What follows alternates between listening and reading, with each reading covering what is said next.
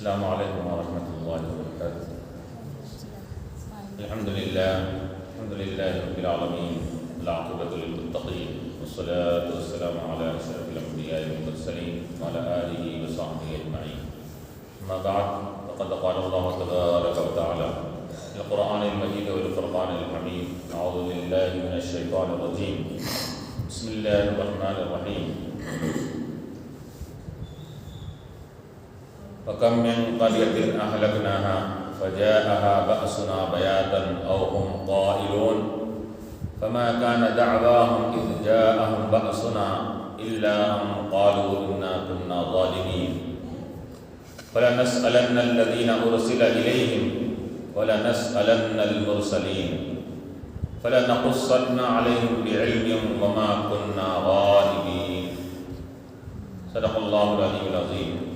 قال تعالیٰ فی مقام آخر فی شان حبیبہ الکریم: ان اللہ وملائکتہ یصلون علی النبی یا ایھا الذین آمنوا صلوا علیہ وسلموا تسلیما۔ اللهم صل على سيدنا محمد وعلى آله وأصحابه وبارك وسلم۔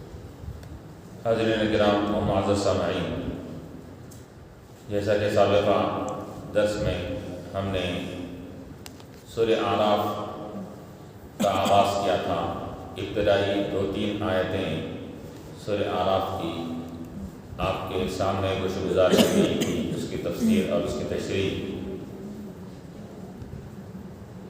یہ اعراف کسے کہتے ہیں تو علماء فرماتے ہیں، روایتوں میں آتا ہے کہ جنت اور دوزخ کے درمیان ایک حصے اور مقام کو اعراف کہتے ہیں، جہاں پر ایسے لوگ رہیں گے کہ جن کے گناہ اور نیکیاں دونوں برابر ہیں۔ نہ گناہ آگے بڑھ سکے کہ دوزخ میں جائیں، نہ نیکیاں آگے بڑھ سکے کہ جنت میں جائیں۔ تو یہ لوگ جو بیچ میں رہیں گے، اور یہ ادھر ایک طرف سے جنت والوں کو دیکھ سکیں گے، دوسرے طرف سے دوزخ والوں کو بھی دیکھ سکیں گے۔ اب بعد میں اللہ تبارک تعالیٰ ان کے بارے میں جو بھی فیصلہ فرمائے گا، تو ابتدائی اوقات میں وہ لوگ اس مقام پر رکے رہیں گے، ان کو صاحب اعراف کا کہا جاتا ہے، اس کا ذکر آئندہ آیتوں میں آنے والا ہے۔ نادا اصحاب الاعراف کے ذریعے سے کہ اصحاب اعراف ایک دوسرے کو پکاریں گے وہاں پر۔ تو یہ سورہ کی ابتدائی آیتوں کا ہم نے ترجمہ تشریح ہم نے سنا، جس میں بیان کیا گیا تھا کہ یہ کتاب قرآن کریم اللہ کی طرف سے نازل کردہ ہے، اور اس کا قرآن کا کام کیا ہے، اس کی صفتیں کیا ہیں۔ 2 بنیادی صفتیں بیان کی گئی تھی: لِتُنذِرَ بِهِ وَذِكْرَىٰ لِلْمُؤْمِنِينَ، کہ آپ قرآن کے ذریعے سے لوگوں کو ڈرائیے، اور دوسری بات ایمان والوں کو خوشخبری سنائیے۔ تو یہ قرآن یہ نافرمانوں کو ڈرانے والی بھی ہے اور ایمان والوں کو خوشخبری سنانے والی بھی ہے۔ چنانچہ یہ بھی کہا گیا تھا کہ اتبعوا ما انزل الیکم من ربکم، تو تمہارے رب کی طرف سے جو کلام نازل ہوا اسی کی پیروی کرو، اسی کی بات کو سنو، اور ولا تتبعوا من دونی اولیاء کہا گیا تھا کہ ان کی باتیں یا غیر اللہ یا معبودان باطل کی کہ پرستش مت کیا کرو، کہ یہ یاد رکھو کہ یہ تمہارے کوئی کام آنے والے نہیں ہیں۔ تو اب یہاں بیان کیا جا رہا ہے کہ قرآن کا ذکر کیا گیا، اور قرآن کی پیروی کا ذکر کیا گیا، اور بتایا گیا کہ قرآن کی صفتیں یہ ہے کہ وہ نافرمانوں کو اللہ کے عذاب سے ڈرانے والی بھی ہے۔ تو ان آیتوں میں جو ابھی آپ کے سامنے تلاوت کی گئی، اس میں اللہ تعالیٰ یہ ڈرانے کا یہ عمل 2-3 طریقے سے ہوتا ہے۔ ڈرایا آئندہ آنے والے عذاب کے ذریعے سے ڈرایا جاتا ہے، ایک یہ بھی ڈرانا ہے، اور ایک سابقہ قوموں کو نافرمانی کی وجہ سے جو عذاب آیا تھا ان کا ذکر کیا جا کر لوگوں کو ڈرانا، یہ بھی ایک قسم کا ڈرانا ہوتا ہے۔ تو یہاں پر سابقہ قوموں اور بستیوں کو ان کی نافرمانیوں کی وجہ سے جو عذاب آئے تھے، اس کے ذریعے سے یہاں پر نافرمانوں اور کافروں کو ڈرایا جا رہا ہے کہ وَكَمْ مِنْ قَرْيَةٍ أَهْلَكْنَاهَا، کتنے ہی بستیاں ایسی ہے جس کو ہم نے ہلاک کر ڈالا۔ ہم نے برباد کر دیا، تباہ اور تاراج کر دیا بستیوں کو ہم نے۔ فجاءها بأسنا بیاتا، تو ان بستیوں اور بستیوں والوں پر ہمارا عذاب اور ہمارا قہر، ہماری پکڑ آئی بیاتن، ایسے وقت میں اللہ کا عذاب آیا کہ وہ رات گزار رہے تھے، رات میں آرام کر رہے تھے، او ہم قائلون، یا ایسے وقت میں اللہ کا عذاب آیا کہ وہ دوپہر کے وقت میں خیلولہ کر رہے تھے اور سو رہے تھے۔ تو یہ دو وقتوں میں اللہ کا عذاب آیا۔ تو یہاں بیان کیا جا رہا ہے کہ جب نافرمانی حد سے بڑھ جاتی ہے اور بارہا ان کو روکنے کے باوجود وہ رکتے نہیں ہیں، تو اللہ کی طرف سے بغیر کسی کوئی تنبیہ کیے کہ، بغیر خبر دیے کہ اچانک اللہ کی طرف سے عذاب آ جاتا ہے۔ اس کا یہ نہیں کہا جاتا اس کے اندر لوگوں تمہاری نافرمانی کی وجہ سے فلاں دن عذاب آنے والا ہے، تم تیار ہو جاؤ، یہ نہیں کہا جاتا، بلکہ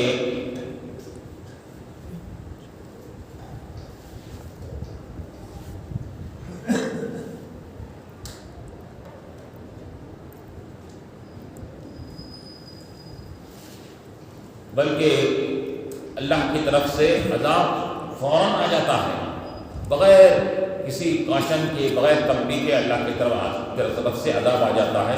تو اللہ فرما رہا ہے کہ وہ ایسے وقت میں تھے، خواب غفلت میں سو رہے تھے، اس وقت عذاب آ گیا، یا دوپہر کے وقت میں وہ آرام کر رہے تھے، ایسے وقت میں ان کے اوپر عذاب آ گیا۔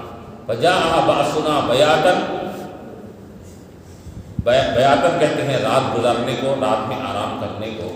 بیت کو بیت اسی وجہ سے کہتے ہیں، بیت گھر کو کہتے ہیں، تو چونکہ انسان رات میں گھر میں اپنا رات گزارتا ہے اور آرام کرتا ہے، اس لیے اس کو بیت کہا جاتا ہے۔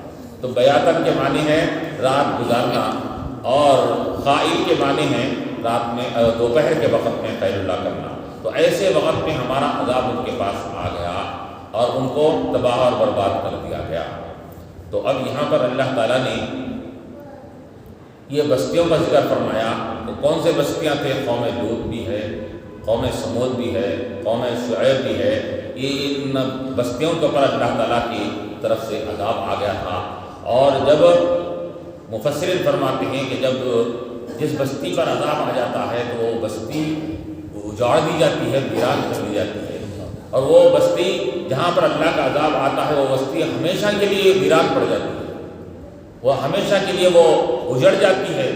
چنانچہ حضور پاک علیہ السلام جب مکے سے دوسرے مقام پر روانہ ہوتے، آپ راستے میں دیکھتے کس کے قوم لوط کی بستیوں کو اجڑی ہوئی ہے، ویران ہیں، کھنڈرات پڑے ہوئے ہیں، تو آپ وہاں سے اللہ کی پناہ حاصل کرتے ہوئے آگے بڑھتے اور صحابہ سے فرماتے کہ اس مقام سے جلدی تیزی سے گزر جاؤ اس کے اندر، کیونکہ یہ ایسا مقام ہے جہاں نافرمانی کی وجہ سے اللہ کا عذاب آیا ہے۔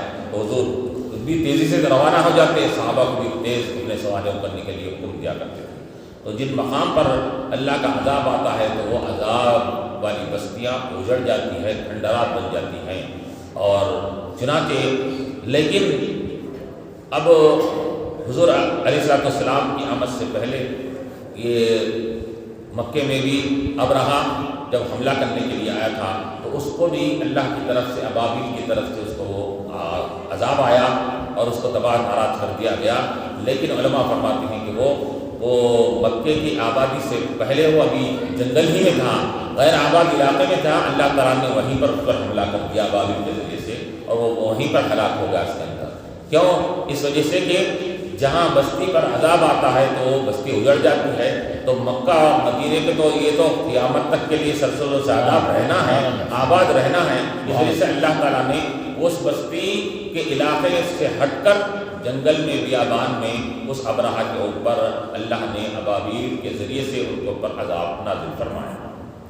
اور اسی طرح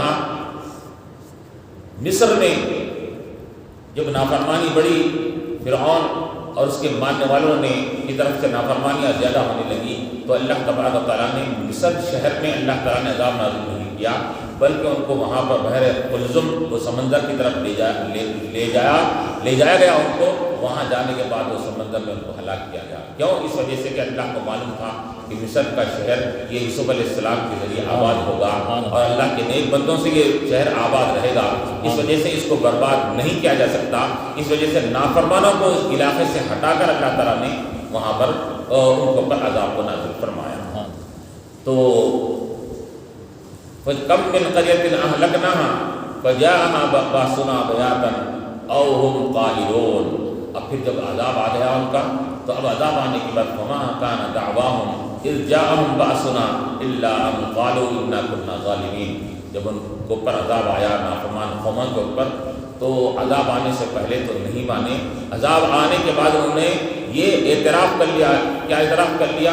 انا كنا ظالمین، یقیناً ہم اپنے نفسوں پر ظلم کرنے والے ہیں، یقیناً ہم نے اپنے نفسوں پر ظلم کیا. فما کان دعواہم اذ جاءھم باسنا، کہ ان کی بات، ان کا قول، ان کا دعویٰ اب جب عذاب ہمارا آ چکا تھا اس وقت اور کوئی ان کا دعویٰ نہیں رہا.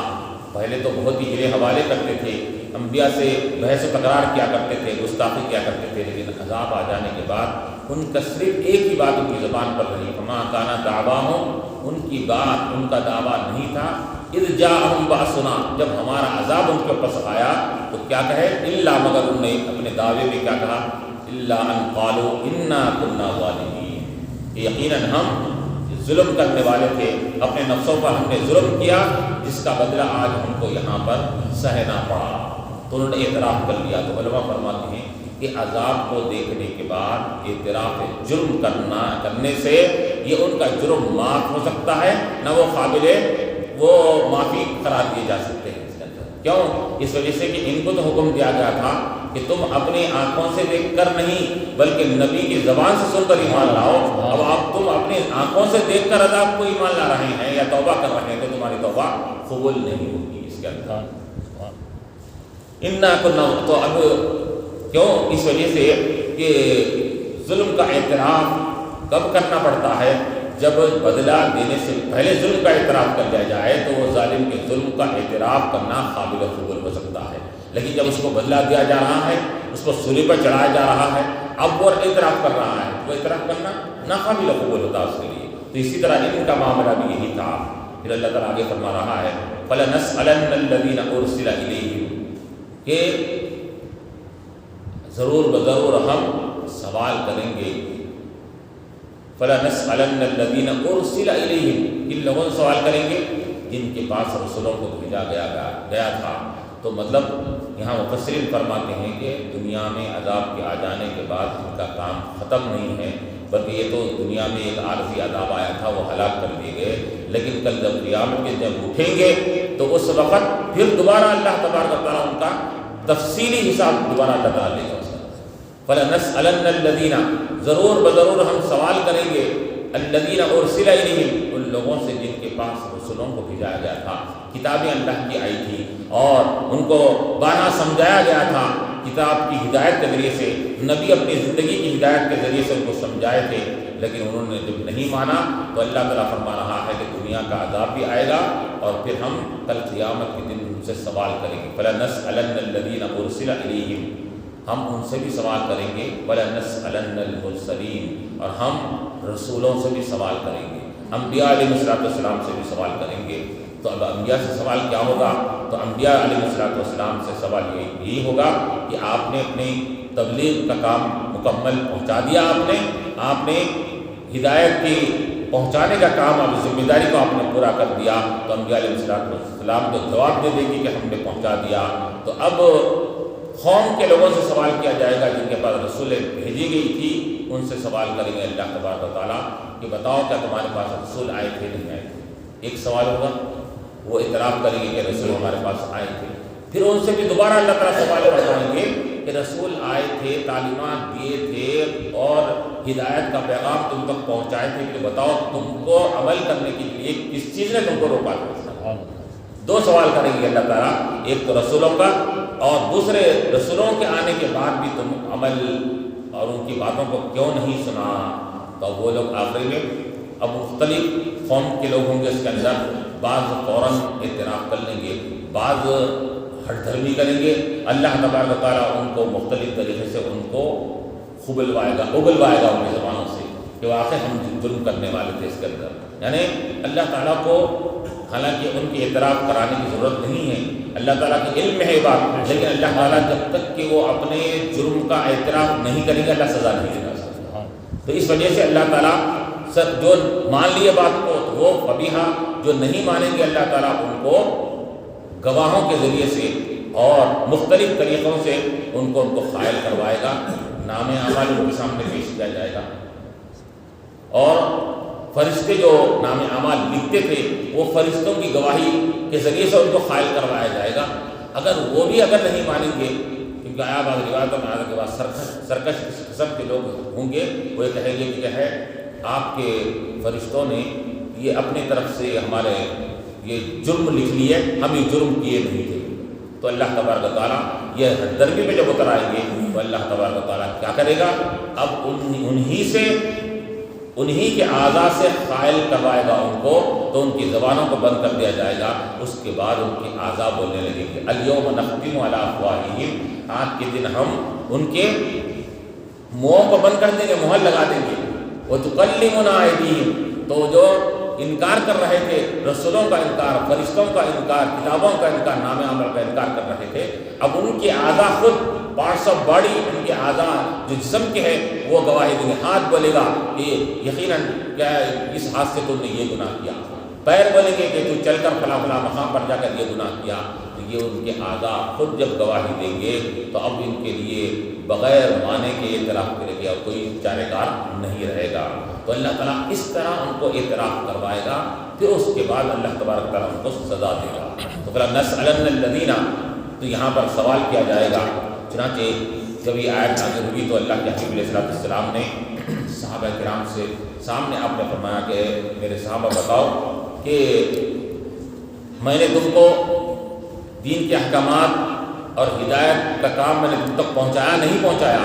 تو صحابہ نے اس کے رسول اللہ آپ نے کما حق کہو، آپ نے مکمل طریقے سے اپنے تبلیغ کا کام کو، آپ نے مفوضہ کام کو آپ نے ادا کر دیا، ہم تک پہنچا دیا۔ تو حضور پاک علیہ السلام نے اللہم اشہد بول کر اللہ کو گواہ بنا کر اللہ کے رسول نے فرمایا کہ اے اللہ تو بھی گواہ رہے کہ میرے صحابہ یہ اقرار کر رہے ہیں کہ میں نے تیرے تبلیغ کے کام کو اچھی طرح واضح پہنچا دیا۔ تو انبیاء سے بھی سوال ہوگا پہنچانے کا، اور لیکن امتوں سے سوال ہوگا کہ ان کی نافرمانی کرنے کا۔ اور پھر فَلَنَسْأَلَنَّ الَّذِينَ أُرْسِلَ إِلَيْهِمْ وَلَنَسْأَلَنَّ الْمُرْسَلِينَ فَلَنَقُصَّنَّ عَلَيْهِمْ بِعِلْمٍ۔ اللہ تعالیٰ فرما رہا ہے کہ سوال کریں گے، پھر سوال کرنے کے بعد ان کو نقصن علیہم بعلم، اپنے علم کی بنیاد پر اللہ تعالیٰ فرما رہا ہے ہم ان کو پورا واضح انداز میں ان کو پورے ان کے اعمال کے بارے میں خبر دیں گے۔ اس کو نقصن علیہم بعلم، یعنی تم فلاں فلاں مقام پر فلاں فلاں وقت پر یہ گناہ کیا کرتے تھے، تو اللہ تعالیٰ پورا تفصیلی انداز میں ان کو اعتراف کروائے گا۔ اب یہاں پر علماء فرماتے ہیں، مفسرین لکھتے ہیں کہ یہ اللہ تبارک و تعالیٰ کا یہ کرم فرمائے مہربانی ہوگی اس پر ایمان والوں پر، کہ ایمان والے اور امت محمدی صلی اللہ علیہ وسلم سے اللہ تعالیٰ اور جو گناہ گار ہوں گے ان گناہ گار کا حساب اللہ تعالیٰ پوشیدہ اور تنہائی میں لے گا گناہ گاروں سے، تاکہ وہ اس امت محمدی صلی اللہ علیہ وسلم کو رسوائی نہ ہو، اس کو تنہائی میں اللہ تعالیٰ حساب لے گا، اور نیکوکار سے اللہ تعالیٰ سب کے سامنے حساب لے گا۔ نیک بندوں کو ایک کے بعد لا کر سب کے سامنے اعتراف کروائے گا، یہ اچھے اعمال کرتے تھے، یہ اعمال کرتے تھے، یہ انہوں نے دنیا میں یہ نیک اعمال کیے، اس کے اندر ان کو اعتراف کروا کر ان کو بڑے درجے عطا فرمائے گا۔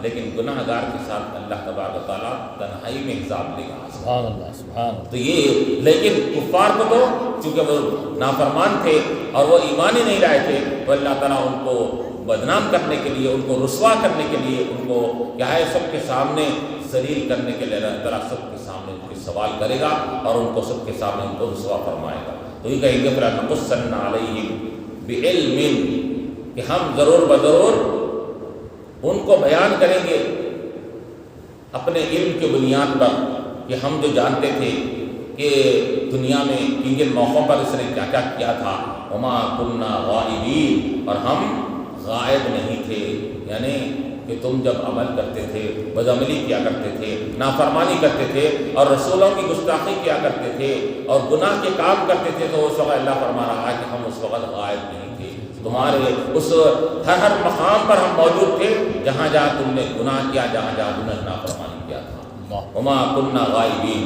اور اللہ تعالیٰ ہمارا علم ہر دنیا کے ہر چپے چپے پر ہے، ہر کونے میں ہے، اور ہم کبھی بھی دنیا سے کبھی ہم غافل نہیں ہیں، دنیا کے ہر مقام سے ہم یہ واقف ہیں، ہم وما كنا غائبین، ہم غائب نہیں تھے۔ تم یہ سمجھ رہے تھے کہ تنہائی میں گناہ کرے تو اللہ تعالیٰ نہیں دیکھتا، سب کے سامنے گناہ کرے تو دیکھتا ہے۔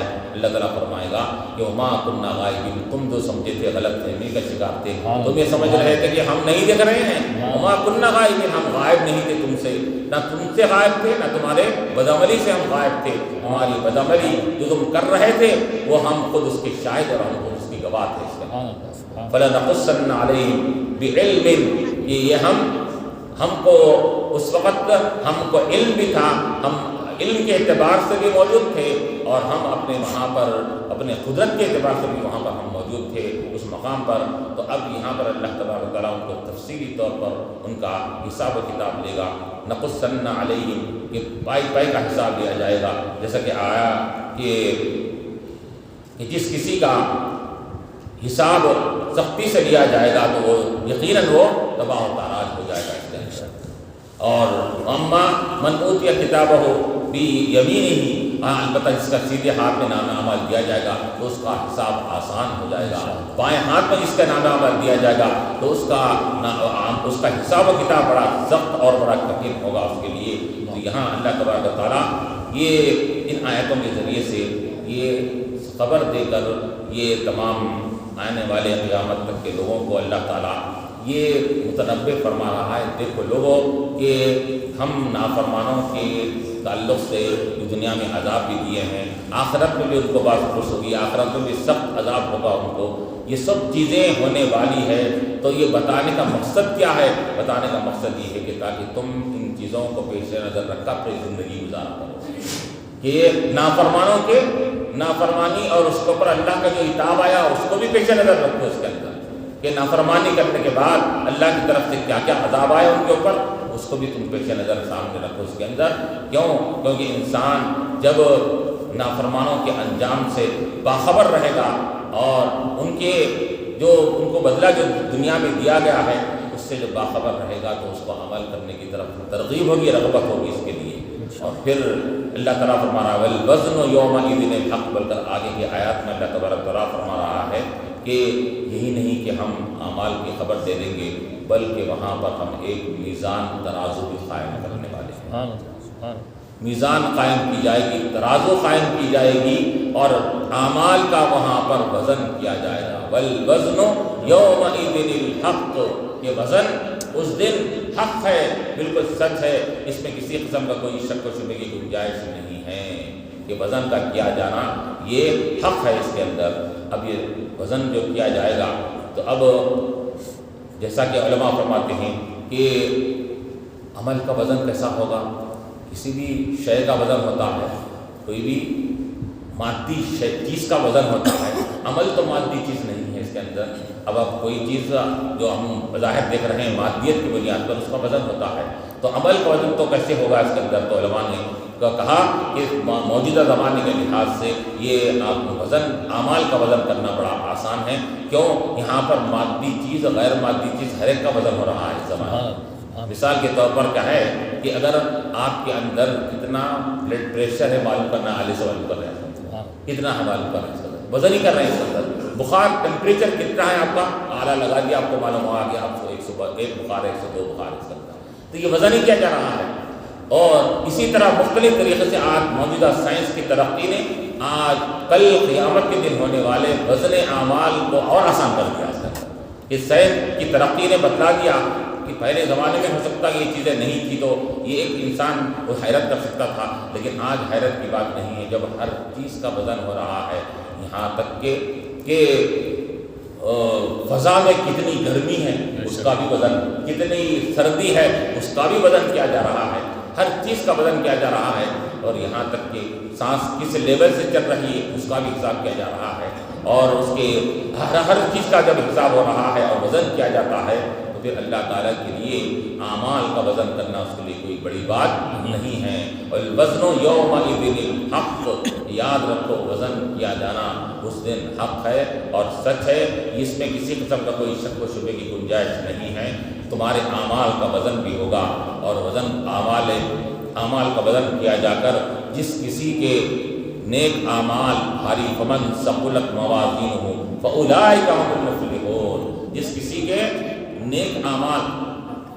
کسی کے اعمال کا پلڑا بھاری ہوگا فاولئک هم المفلحون، یہی لوگ کامیاب ہوں گے۔ اس کے اندر پلڑا بھاری ہونے کا مطلب کیا ہے کہ دنیا میں ترازو میں کوئی چیز تولتے ہیں تو پلڑے کے بھاری ہونے کے لیے ترازو نیچے ہوتی ہے، لیکن وہاں پر معاملہ یہ ہوگا کہ جس کی ترازو میں اعمال کو تولا جائے گا، جو عمل نیک اعمال کا پلڑا جس کا وزن بھاری ہوگا وہ نیچے نہیں جائے گا بلکہ اوپر جائے گا۔ کیوں؟ کیونکہ وہ مقام اعمال نیک اعمال یہ نور ہے، اور نور کا خاصہ پستی نہیں ہے بلکہ بلندی ہوتی ہے اس کے اندر ہے۔